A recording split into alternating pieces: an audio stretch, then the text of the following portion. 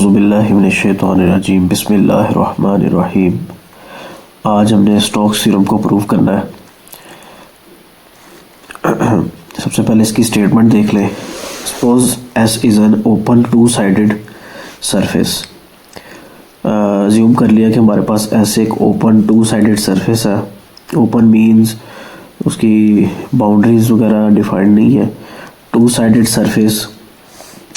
Surface orientable surface को बोला जाता है, जिसके हर पॉइंट पे आप नॉर्मल वेक्टर ड्रा कर सकते हैं। और ये जो ओपन टू साइडेड सरफेस है bounded by a closed non intersecting curve C. ये जो closed non intersecting curve C है इसको सिंपल क्लोज्ड कर्व भी बोलते हैं। इसकी हमने ग्रीन्स थ्योरम के अंदर इसकी डिटेल हमने डिस्कस कर ली थी। And suppose A is a vector function, और ए हमारे पास कोई भी वेक्टर फंक्शन है of position with continuous derivatives. Then ये आगे इसकी मैथमेटिकल स्टेटमेंट है जिसको आज हमने प्रूव करना है। स्टोक्स थ्योरम सरफेस इंटीग्रल और लाइन इंटीग्रल को आपस में कनेक्ट करता है। हमने सरफेस इंटीग्रल कैलकुलेट करना है normal component of curl. Normal component of curl का सरफेस इंटीग्रल फाइंड करना है, जो बराबर होना चाहिए line integral along the closed curve C A dot D R. तो ये स्टोक्स थ्योरम की स्टेटमेंट है। सी इसमें उसने कहा कि काउंटर क्लॉकवाइज डायरेक्शन में आपने ये कर्व लेनी है, जो बाउंड्री कर्व होगी हमारे पास। अच्छा, इस थ्योरम को प्रूव करने के लिए कुछ चीज़ें हैं, कुछ रिजल्ट्स हैं, उसको हम रिकॉल कर लेते हैं। जैसे ये कुछ रिजल्ट्स लिखे हैं, प्रीवियस रिजल्ट्स हैं। सबसे पहले है डीएस, जो सरफेस एलिमेंट है।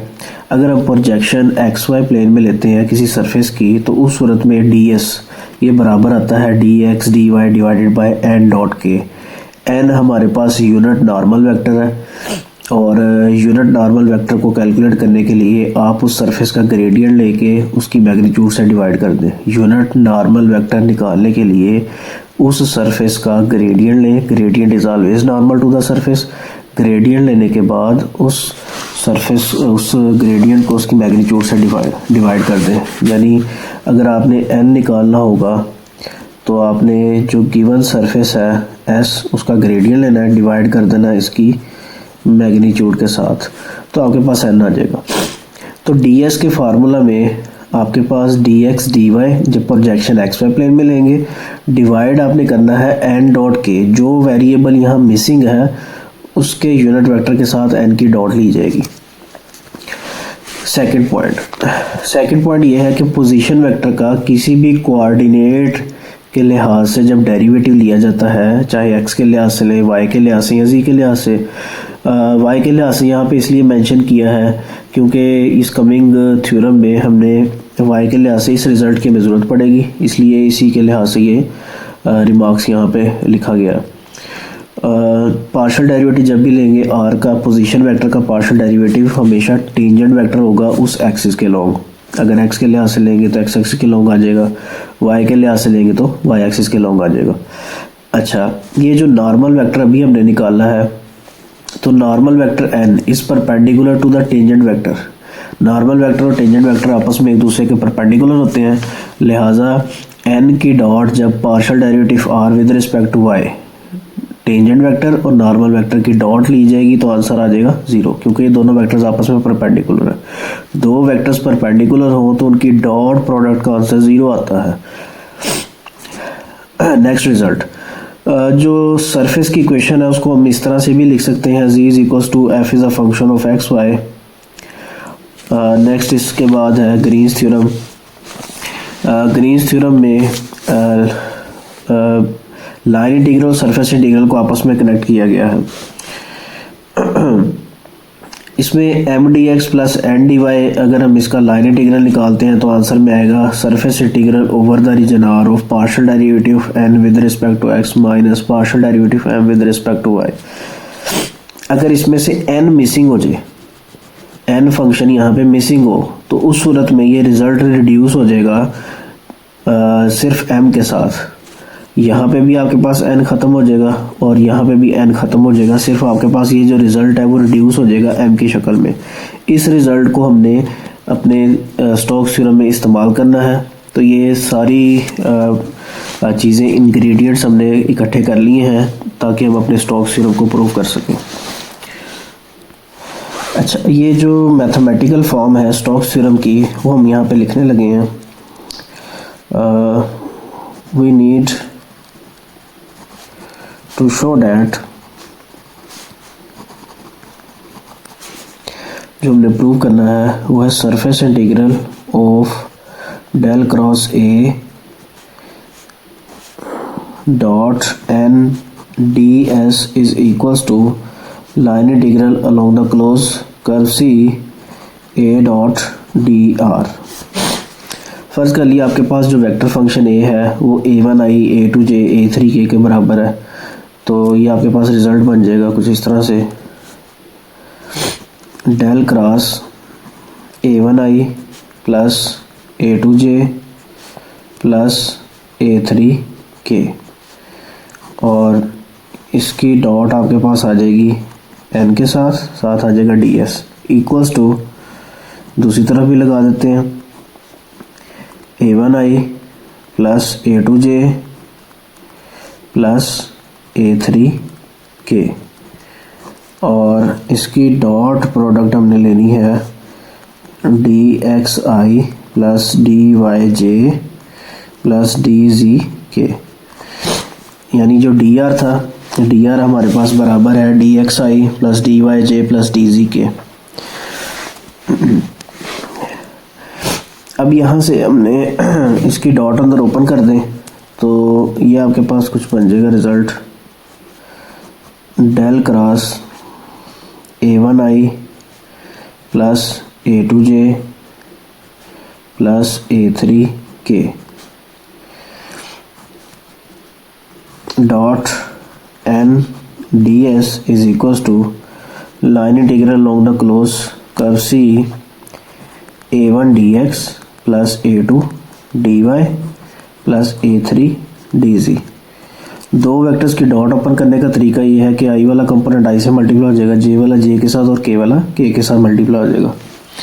अच्छा, अब यहाँ से हमने नेक्स्ट क्या करना है, टोटल इसमें बनेंगी 3 टर्म्स, एक a1i के साथ, a2j और a3k के साथ। हम यहाँ से अज्यूम करेंगे ये वाली टर्म, यानी जिसमें सरफेस इंटीग्रल आएगा डेल क्रॉस a1i और इसकी डॉट आएगी, n की डॉट इसके साथ आ जाएगी और साथ में बाहर लिखा होगा ds। तो हमने पहली टर्म को यहाँ से अज्यूम किया सरफेस इंटीग्रल वाली, और आंसर को हम इक्वल लेके आएंगे line integral along the close curve C a1 dx के। जब आप a2j लेंगे तो फिर a2 dy आना चाहिए आंसर में, और जब a3k लेंगे तो वहाँ से a3 dz के बराबर लाइन इंटीग्रल का आंसर आना चाहिए। तो फिलहाल अभी हम यहाँ पे जो अज्यूम करने लगे हैं, take surface integral of del cross a1i dot n ds, ये अज्यूम कर लेते हैं हम। अच्छा, अब इसको मज़ीद यहाँ से ये जो अंदर वाला हिस्सा है, फ़िलहाल ये जो डेल की क्रॉस a1i के साथ लिखी हुई है, तो पहले ये जो दो वेक्टर की क्रॉस है इसको ओपन करते हैं और चेक करते हैं किसके बराबर आता है। जी, इसकी डेल की क्रॉस a1i के साथ हमने कैलकुलेट करनी है अभी।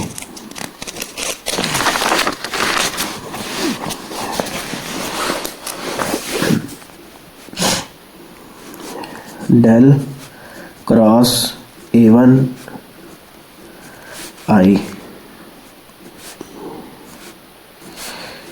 दो वेक्टर की क्रॉस ओपन करने का तरीका, पहली रो में i j k आ जाएगा, फिर partial derivative with respect to x, with respect to y and with respect to z, फिर आएगा a1, इसमें i वाला कंपोनेंट a1 है, j वाला 0, k वाला भी 0। ये डिटर्मिनेंट ओपन कर ले, इसमें आ जाएगा 0i, माइनस ये आ जाएगा 0 minus partial derivative of a1 with respect to z J plus जब केवल की बारी आएगी ये इससे 0 हो जाएगा माइनस पार्शियल डेरिवेटिव आ जाएगा a1 का विद रिस्पेक्ट टू y और साथ में आ जाएगा k। इसको थोड़ा सिंप्लीफाई कर लें। सिंप्लीफाई करेंगे तो आपके पास बन जाएगा partial derivative of a1 with respect to z J minus partial derivative of a1 with respect to y k। ये अभी आंसर में आया है डेल क्रॉस a1i। अच्छा, ये जो डेल क्रॉस a1i आया है इसकी हमने डॉट कैलकुलेट करनी है। डेल क्रॉस a1i इसकी डॉट हमने लेनी है n के साथ। डेल क्रॉस a1i की डॉट n के साथ और साथ ds मल्टीप्लाई करना है। बाद में जाके इसका सरफेस इंटीग्रल भी लेंगे। तो इसकी डॉट n के साथ लेते हैं, साथ में ds लगा देते हैं। तो del cross a1i dot n ds equals to ये आ जाएगा partial derivative of a1 with respect to z n dot j minus partial derivative of a1 with respect to y n dot k ds।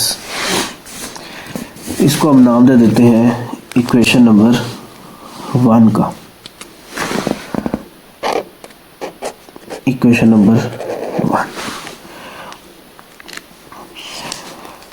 यहाँ से हमने कुछ results निकालने हैं।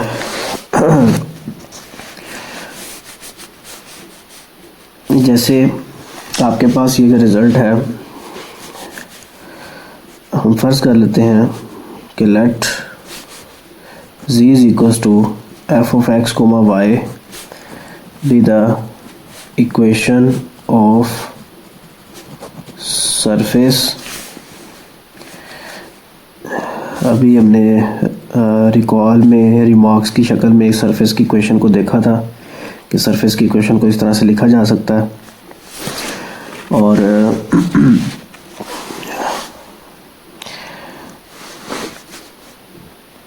Surface की इक्वेशन को ही हमने जब मेंशन कर दिया, यहाँ से हम इसका पोजीशन वेक्टर ले लेते हैं किसी भी पॉइंट का। And r equals to xi plus yj plus zk be the position vector of any point on S। और सरफेस पर जो r है ये किसी भी पॉइंट का पोजीशन वेक्टर है।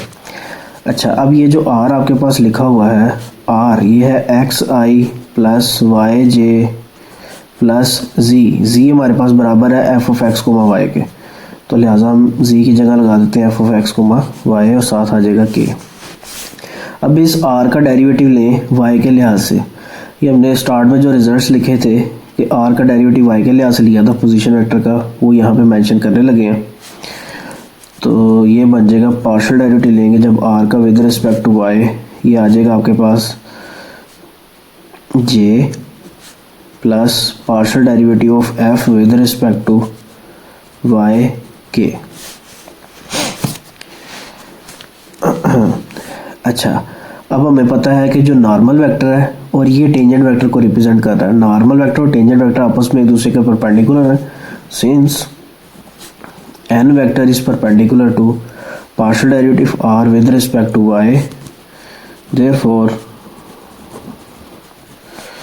therefore जब आप n की dot partial derivative r with respect to y के साथ लेंगे तो ये बनेगा इक्वल्स टू 0। n की dot partial derivative r with respect to y, दो वेक्टर्स परपेंडिकुलर हो तो उनकी डॉट का आंसर 0 आता है। आप ये जो partial derivative r with respect to y लिखा हुआ है इसकी डॉट ले लें n के साथ, तो ये आ जाएगा n डॉट j और plus partial derivative of f with respect to y k equals to 0, n dot k equals to 0। यहाँ से आप एन डॉट जे की वैल्यू निकाल लें, जिसको हमने इस्तेमाल करना है इक्वेशन नंबर 1 के अंदर। एन डॉट जे की वैल्यू निकाल के यहाँ पे पुट करनी है। एन डॉट जे की वैल्यू यहाँ से इसलिए निकाल रहे हैं क्योंकि हमें पता है कि जब आपने प्रोजेक्शन एक्स वाई प्लेन में लेनी होती है तो प्रोजेक्शन एक्स वाई प्लेन में लेंगे, डीएस के फार्मूला के अंदर एन डॉट के आता है, एन डॉट जे नहीं आता। लिहाजा यहाँ से एन डॉट जे को हमने एलिमिनेट करना है, इसलिए यहाँ से एन डॉट जे की वैल्यू निकाली। तो एन डॉट जे ये बराबर आ जाएगा, ये प्लस का दूसरी तरफ जाके माइनस पार्शियल डेरिवेटिव। यहाँ से देखें आप z और f दोनों बराबर है, तो इस f की जगह z लगाने लगे, z with respect to y, साथ आ जाएगा n डॉट k। इसको पुट कर दें, पुट इन 1, जैसे इक्वेशन नंबर 1 में पुट कर दें तो equation 1 implies del cross a1i dot n ds is equals to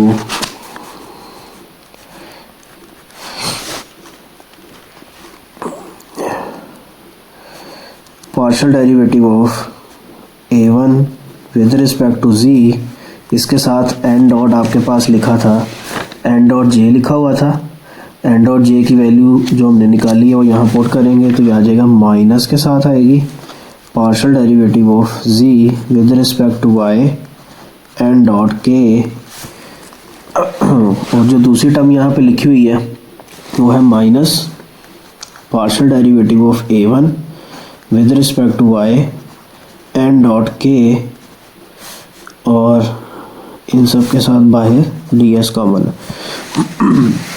अच्छा, अब मज़ीद यहाँ से जो चीज़ कॉमन आ रही है वो निकाल लेते हैं बाहर। यहाँ से आपके पास एक तो माइनस कॉमन आ रहा है, तो पार्शियल डेरिवेटिव आ जाएगा a1 का with respect to z and z with respect to y, plus partial derivative of a1 with respect to y n dot k, ये कॉमन आ गया, साथ ds आ गया। तो ये हमारे पास del cross a1i dot n ds, इसको हम इक्वेशन नंबर 2 का नाम दे देते हैं। This is our equation number 2। अच्छा, अब ये जो ब्रैकेट के अंदर ये टर्म लिखी हुई हैं इसकी वैल्यू हमने कैलकुलेट करनी है। ये जो ब्रैकेट के अंदर लिखी हैं इसकी वैल्यू कैलकुलेट करने के बाद इसमें पुट कर देंगे। Now on S, surface S पर जो फंक्शन है a1 वो है x y z का। z हमारे पास बराबर था f of x comma y के। अब देखें, अगर इस फंक्शन a1 में देखें तो सिर्फ ये इसमें दो ही वेरिएबल नज़र आ रही हैं, x है या y है। तो इसको हम एक नए फंक्शन का नाम दे सकते हैं कैपिटल F, जो डिपेंड करेगा सिर्फ x और y पे। अब आप क्या करें, यहाँ से ये जो स्टार्ट वाली टर्म है, स्टार्ट वाली टर्म a1, इसको रिलेट करने लगे हम इसके साथ। इसका पार्शियल डेरिवेटिव लेना है with respect to y, a1 का पार्शियल डेरिवेटिव लेंगे विद रिस्पेक्ट टू y। सबसे पहले इसकी डायग्राम बना लेते हैं। जो a1 है ये डिपेंड कर रहा है x पे भी, y पे भी और z पे भी। z आगे से डिपेंड कर रहा है x और y पे। तो जब आप a1 का डेरिवेटिव लेंगे विद रिस्पेक्ट टू y, इस जगह पे तो y नहीं है, लिहाजा ये वाली टर्म लिखेंगे नहीं डेरिवेटिव में। तो a1 का डेरिवेटिव आएगा विद रिस्पेक्ट टू y, और जब ब्रांच को चेंज करेंगे y यहाँ पे भी मौजूद है, यहाँ भी मौजूद है, तो a1 का derivative with respect to y आएगा। लेकिन जब ब्रांच को चेंज करेंगे, क्योंकि यहाँ पे भी y लिखा हुआ है, ब्रांच को चेंज करेंगे तो चेन रूल के मुताबिक प्लस आएगा। a1 का डेरिवेटिव आएगा z के लिहाज से और z का डेरिवेटिव आएगा y के लिहाज से। तो हम इसे डिफरेंशिएट करने लगे हैं विद रिस्पेक्ट टू y। तो a1 का डेरिवेटिव आएगा पहले y के लिहाज से, फिर प्लस ब्रांच को जब चेंज किया तो a1 का डेरिवेटिव आएगा z के लिहाज से और फिर z का डेरिवेटिव y के लिहाज से। ये इस चीज़ का हमने डेरिवेटिव कैलकुलेट किया है। अब इसके बिल्कुल राइट पे f फंक्शन है सिर्फ x और y का, तो लिहाजा यहाँ पे आ जाएगा पार्शियल डेरिवेटिव आएगा f का विद रिस्पेक्ट टू y। तो इक्वेशन नंबर 2 के अंदर, इक्वेशन नंबर 2 में ये सारी टर्म इक्वेशन नंबर 2 में मेंशन है। इसकी जगह हमने ये partial derivative f with respect to y लिख देना। तो equation number 2 implies del cross a1i dot n ds is equals to ये आ जाएगा minus partial derivative of f with respect to y, साथ में आ जाएगा n डॉट k ds। अच्छा, मज़ीद इसके अलावा हमने अभी भी रिकॉल किया था कि ds बराबर था dx dy over n dot k, इस रिज़ल्ट के बराबर था। अगर आप प्रोजेक्शन एक्स वाई प्लेन में लेते हैं, ये डिवाइड में इसके साथ मल्टीप्लाई हो जाएगा, तो n डॉट के डी एस बराबर आ जाएगा डी एक्स डी वाई के, माइनस जो आपके पास कैपिटल F है, कैपिटल F और कैपिटल A दोनों आपस में बराबर है, तो इसकी जगह हम कैपिटल A भी लिख सकते हैं with respect to y d x D y. और दूसरी तरफ del cross a1i dot n ds। अच्छा, अब वापस जहाँ पे स्टेटमेंट लिखी थी उस पेज पे हम जाने लगे हैं। ये यहाँ स्टेटमेंट थी, इस पेज में आप देखें ये जो ब्रैकेट के अंदर चीज़ लिखी है del cross a1i dot n ds, ये सारा तो हमने कैलकुलेट कर लिया। साथ में अब सिर्फ क्या लगाना है, आपने सरफेस इंटीग्रल लगाना है।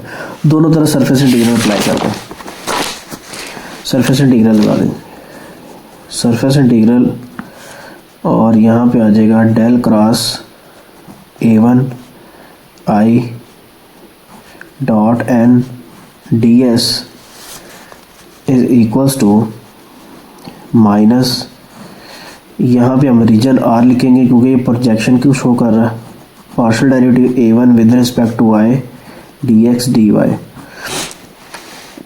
अच्छा,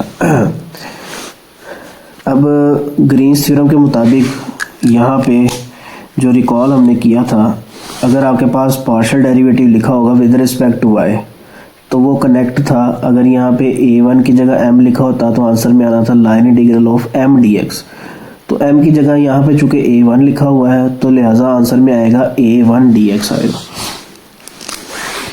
तो इसको हम लिख सकते हैं this is surface integral of del cross a1i dot n ds is equals to line integral along the close curve c a1 dx using Green's theorem. Green's theorem को हमने इस्तेमाल किया इसमें। अच्छा, आपने देखा कि अगर a1i लिखेंगे तो आंसर में a1 dx के साथ आएगा, अगर a2j लिखेंगे तो आंसर में a2 dy आएगा, और अगर a3k लिखेंगे तो आंसर में आएगा a3 dz। तो सिमिलरली अगर इसी फैशन को फॉलो किया जाए, सिमिलरली जो आपके पास सरफेस इंटीग्रल है of del cross a2j dot n ds वो बराबर आएगा line integral along the close curve c a2 dy के बराबर आ जाएगा। और इसी तरह से जो सरफेस इंटीग्रल है of del cross a3k dot n ds वो बराबर आ जाएगा a3 dz। अगर इन तीनों रिजल्ट्स को आपस में ऐड कर लिया जाए, इन तीनों रिजल्ट्स को आपस में ऐड कर लिया जाए तो आपके पास फाइनली क्या बनेगा वो हम लिखने लगे।